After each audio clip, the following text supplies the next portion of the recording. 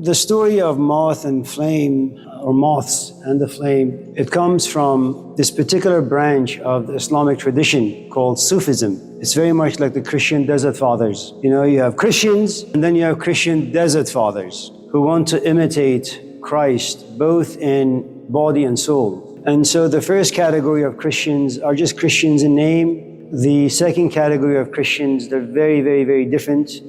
They feel as if they have a calling of sorts, so they walk away, very much like Jesus, from their parents, from society. They observe this thing called fasting, not just not eating food, but also not eating emotional nourishment, not eating intellectual nourishment.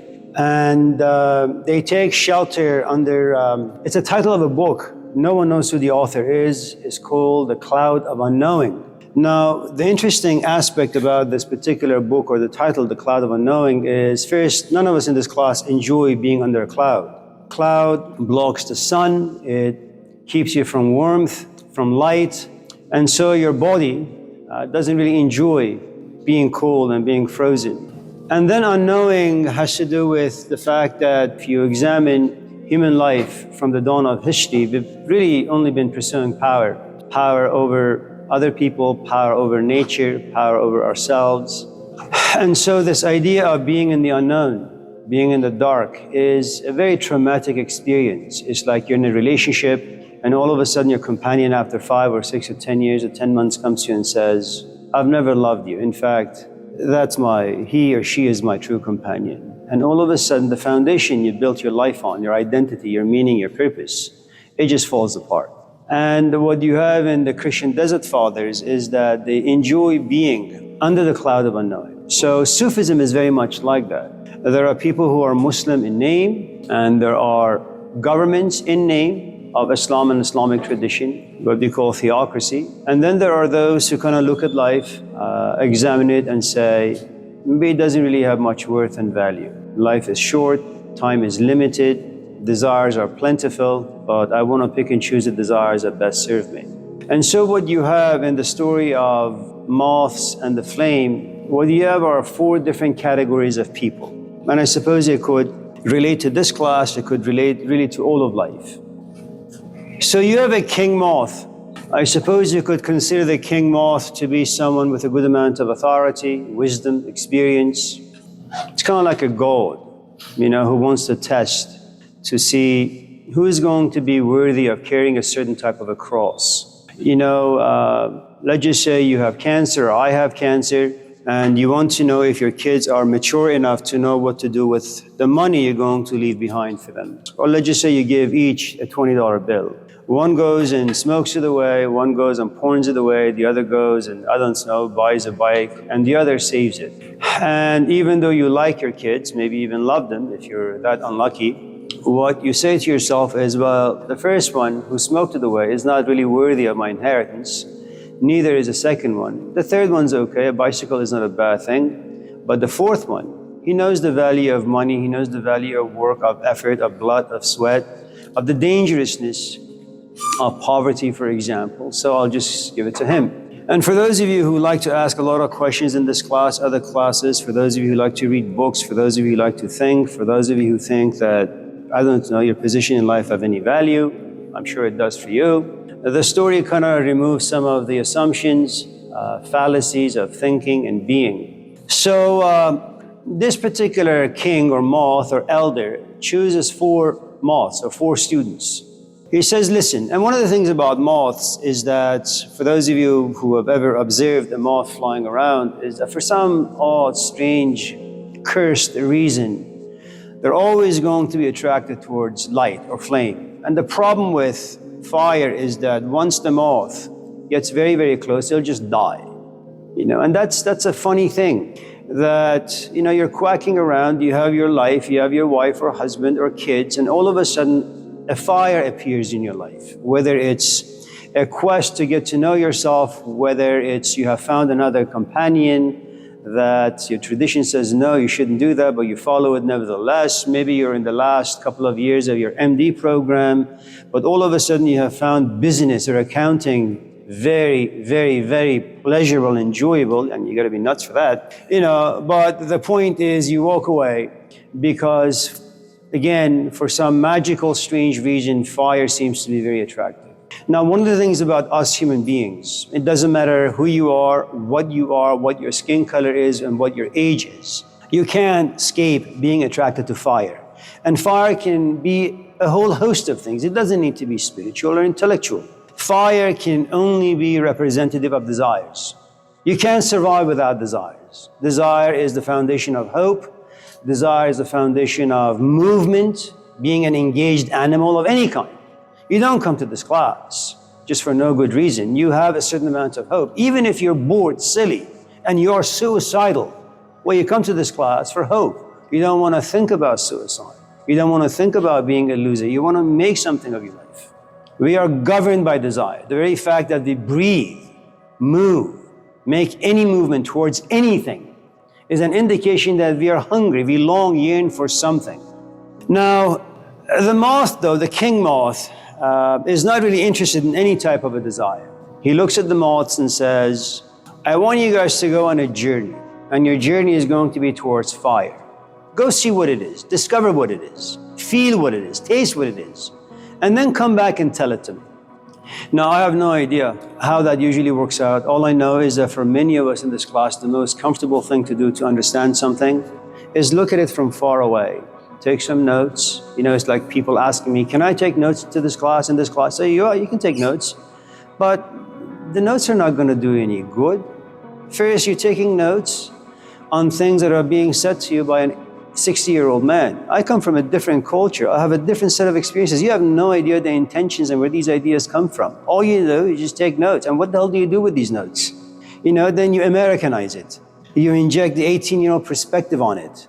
And then it's completely contaminated. You really want to understand what I'm talking about? Come to my office every single day. And so looks at the first moth and says, okay, you go on this quest.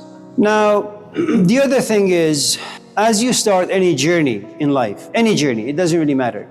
Whenever you're a student of something or you're in pursuit of something, what you imagine is that you have this great capacity. You start and you can finish and you can fully understand it. That's how everything begins. You know, imagine all those moments you fell in love.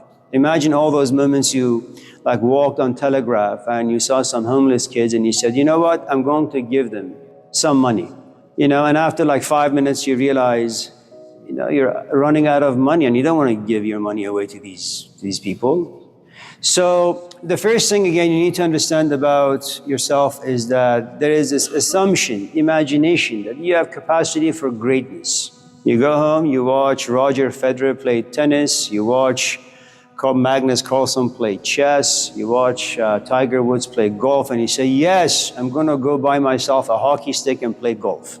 You know, and I'm going to be greater than Tiger Woods. And then after a while, you realize instead of you practicing for 10 hours a day, well, you sit back and watch Breaking Bad for 10 hours and you play golf only for a minute. So all of us have this assumption that we have capacity to achieve greatness. And what you have in the first moth is the following. He goes on this journey, eventually finds the fire. He just looks at it. You read the dialogues of Plato, and that's all you do, you just look at it. You enjoy the moments, you enjoy the minutes as you're reading the text, and then the moment your friends call, you walk away. It doesn't mean you don't have the capacity to be inspired, you do. Inspiration is just short-lived. In my short, little, pathetic life, I have been in about maybe 4 or 5 mass movements. One, a full-blown revolution, people screaming for justice. And one of the nice things about mass movements is that the basic poison of human nature goes away. Greed goes away. Lust goes away. You become charitable. You become kind and compassionate in so many different ways. It's kind of like falling in love. You do things that humanly are not possible. You sit and wait by the phone for hours. And even if you feel like you've been betrayed, the moment he or she calls you, it's as if nothing has happened. The wrinkles have been ironed out by a simple phone call, hearing his or her voice. Now, the first moth assumes that because he has seen fire, he has understood fire. He just looks at fire from a distance. So what you have in the first moth is that he sees what fire looks like. He looks at the flames, and then he journeys back. And the problem with the first moth is that he doesn't really have the curiosity to go any further. He just sits, he looks, and is easily satisfied.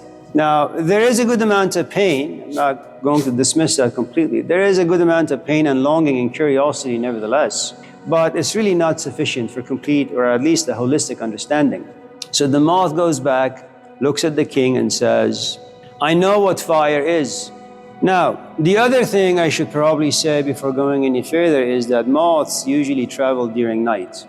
We don't see moths chasing after fire in daytime when the sun is out. And there is a reason. If you have a life, any of you in this class, if you have a life and you're okay with your life, there isn't much darkness in your life.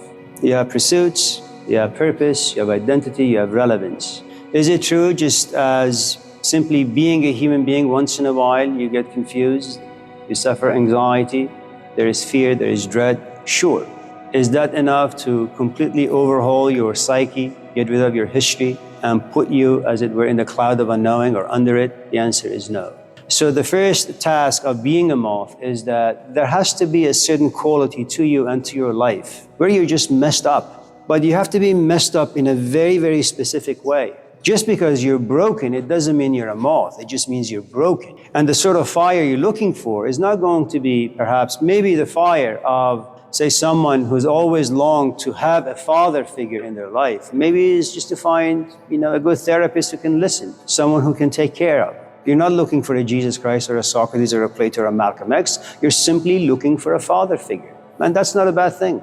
The moth journeys back to the king and says, fire illuminates its surrounding. It removes darkness and replaces it with light.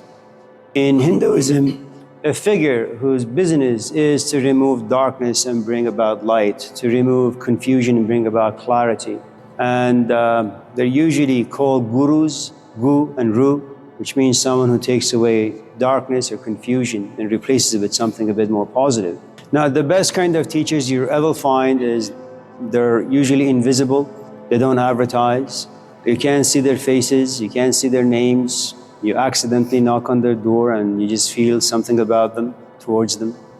And depending on the sort of a moth you are, the sort of interaction you have with them, you'll either pursue them or you just say, interesting, and then you'll go home. So the king sits back and listens to the story of this first moth and says, well, that's not bad. It is true that when the power goes out, flashlights can be very helpful. It's very true that when you have a date and you bring them home and you turn off the lights and you light a candle, it can be very, very helpful. It can change the human psyche. It can create brand new emotions. But the king also understands the dangerousness of simply looking at fire and assuming that you've understood fire. For those of you who want to know really what love is, if you have grandparents who are still married, if you have parents who are still married and they've been married for about 20, 30, 40, 50 years, they understand love. It's not just about emotions. It's about anger. It's about fear. It's about sacrifice, compromise, frustration, and being able to kind of survive under an avalanche of crap. It's not just these yuppie feelings. So the king looks at this first moth and says, it's good, but it's not complete. Imagine if the first moth was to go somewhere, sit, being fully inspired by his experience, and write a book about the nature of fire. And let's just say Penguin Publishing Company published 10, 20, 30 million copies and just gave them away for free. Every single one of us in this classroom would walk around saying, fire just illuminates, there's nothing more to it. And that's one of the things that Plato warned us about. Be very worried, be very afraid of the artists that occupy our culture and society. They will sell you the wrong things. You will believe in the wrong things. And those wrong things will guide your life. And when time passes, you will pay the price. Go fall in love at the age of 18. Then when you're 19 or 20, suffer a broken heart and remain jaded for the rest of your life.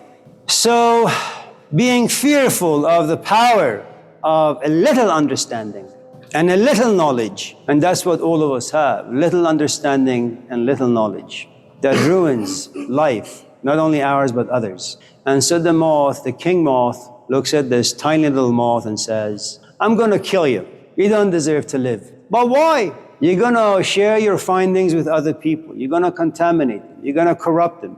I can't do that to my culture, to my people, to my society. I'm the shepherd of my people. And the first moth is executed. Now, some of you, of course, may find this story interesting, some of you. But if you were to take the story seriously and take it to heart, whenever someone asks you a question, before you respond, embrace the fact that you have little understanding and little knowing. It's best to keep your mouth shut, unless you want to further contaminate yourself and other people. But that's only for good students, not for us. So the first moth is dead. The second moth, he goes on the same quest, but for some strange reason, he has more of a capacity. He doesn't just look at the fire, he flies closer to the fire. Life is not just. People are not made equally. You have Malcolm X, and then you have imitators. You have Gandhi, and then you have imitators.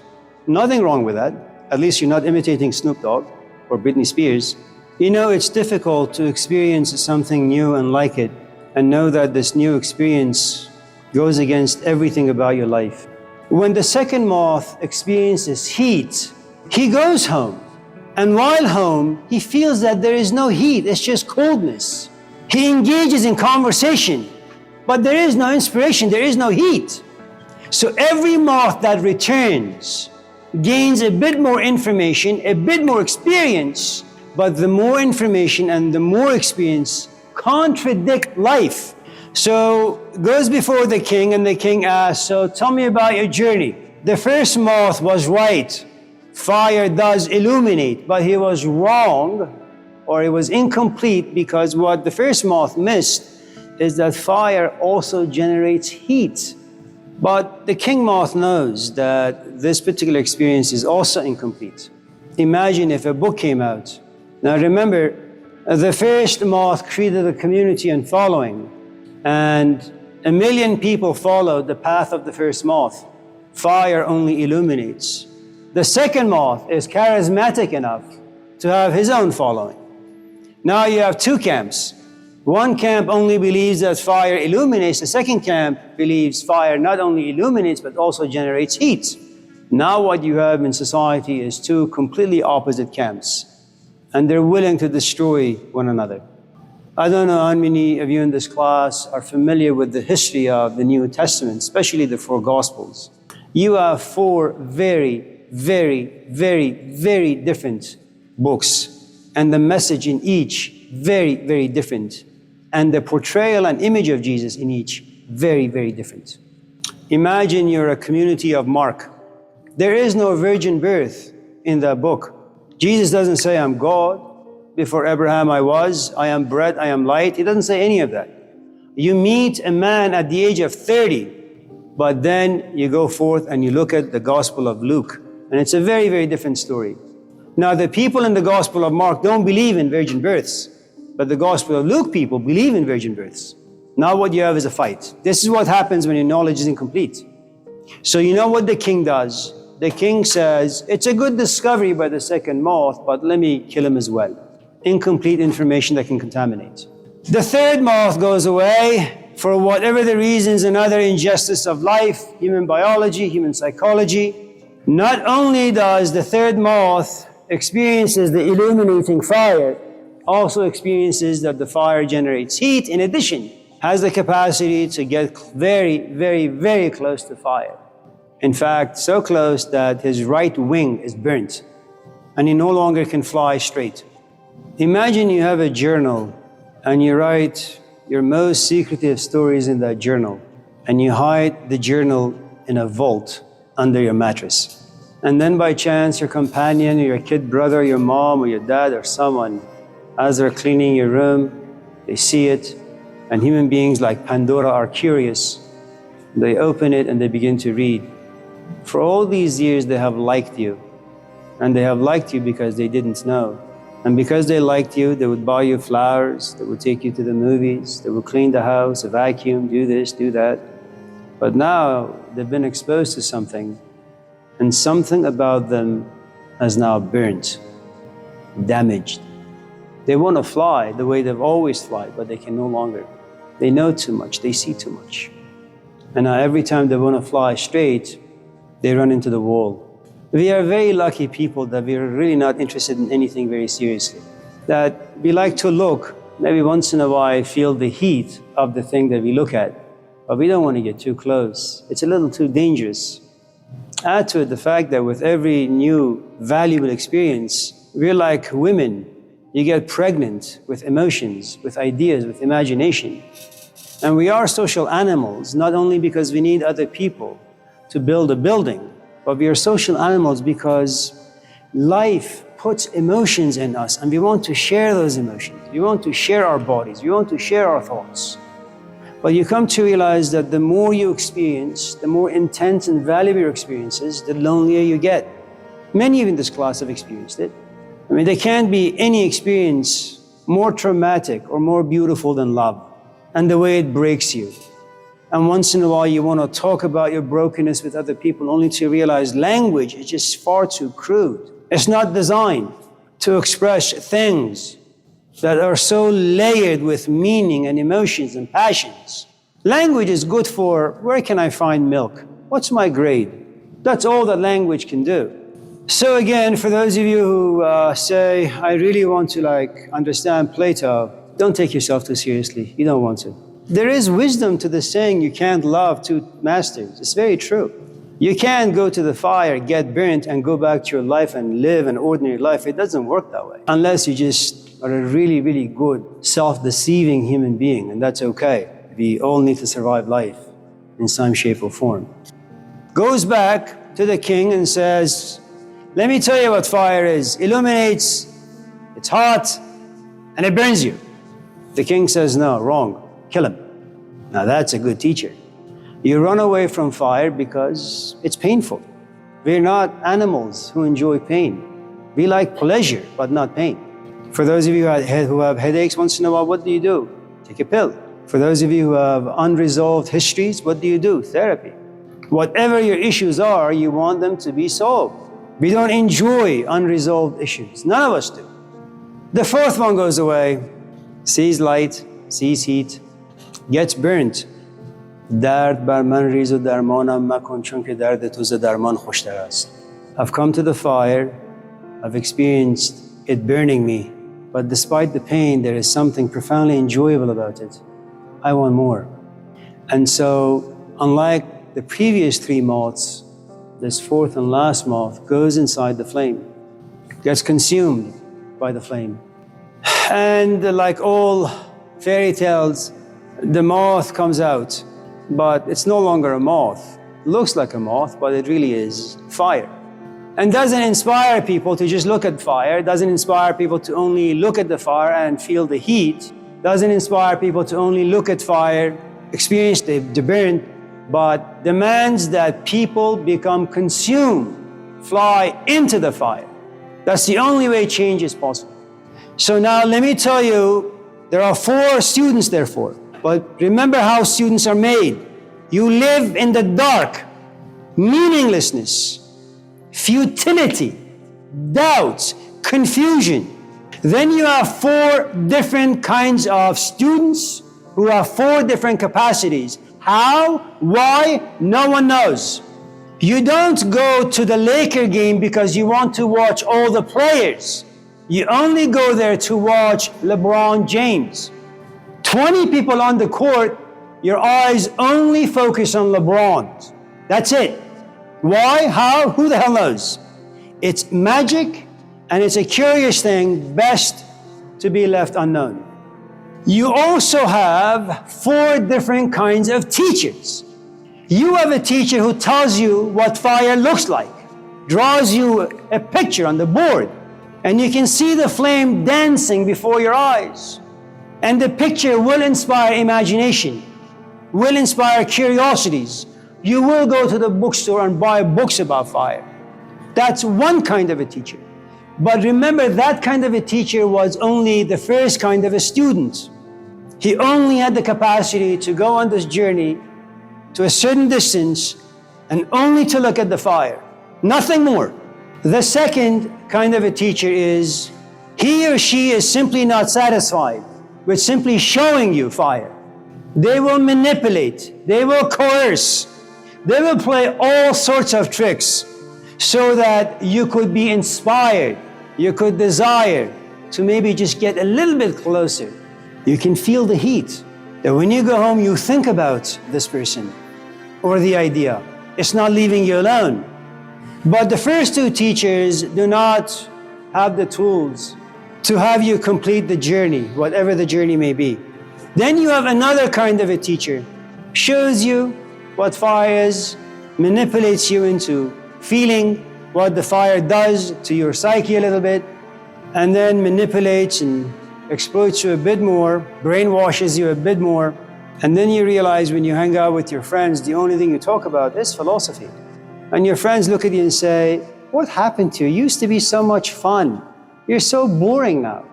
We used to smoke together. Now, nothing. You don't drink, you don't smoke. You're just serious. There's no laughter. Everything you touch dies. What's wrong with you? And then you have the fourth teacher, Carlos Castaneda, and Don Juan.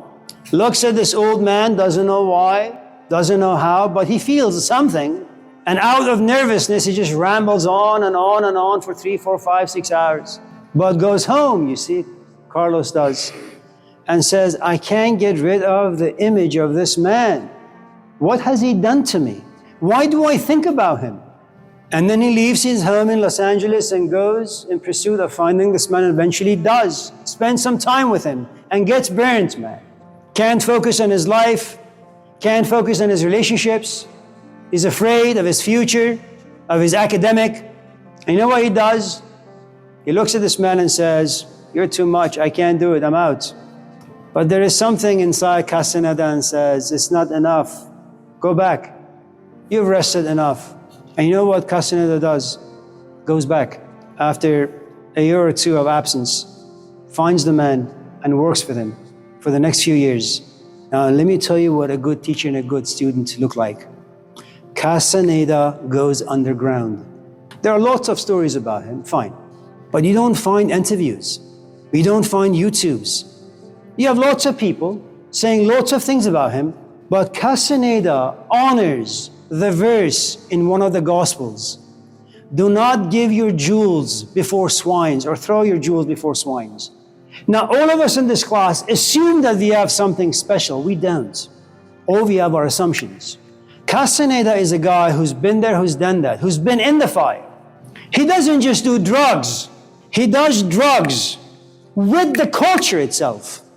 He knows the culture of the plants. He knows the culture of the roots. He doesn't sit in his room and smoke weed like some stupid guy, because he knows smoking without culture is just a disease. That's the story.